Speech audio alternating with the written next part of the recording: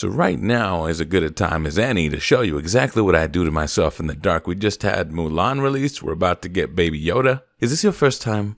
I'll take it slow. I'll define exactly what it is I'm doing, but after that, we're just going to go flying through it. First things first, the ultimate. And then that may save you from the deep end. We're going to tone it back just a little bit. We're going to start with the auto attacks. Oh, but I like the ultimate. It's the best part. Why the auto attacks? The more information you have, the less uncertainty there is. If you're making decisions without information, you're just outright gambling. Alright, so how you read this thing. This is what's called an auto-attack progression chain. You may or may not have noticed that a character in Smite sometimes doesn't hit the same way every time. That is their progression chain if they have one. Not all characters have one. It gives them their style, it gives them their flavor. Sometimes this alone is what can decide how a character is played, how a character is built. So the way you read this is a 1 is considered a normal auto-attack. That's a solid punch right there, straight to the face. Anything less than a 1 comes out faster, but it's not going to hit as hard because you didn't put everything into it. Anything bigger than a 1 is going to come out slower because, baby, you're winding up. It's also going to do more damage because of that wind up. So her pattern is a normal attack, another normal attack, and then one longer one. As opposed to, say, Osiris, whose pattern is he's got a quick one, a normal one, a quick one, a normal one, and the last 2 hits can also hit multiple targets. That's what makes Osiris, shown by this future world champion right here. We talked about auto attack canceling. You probably done forgot what I even teach you these things. Using an ability also resets the chain. So what you'll notice here is he doesn't use an ability until the 4th attack goes off because the 3rd and the 4th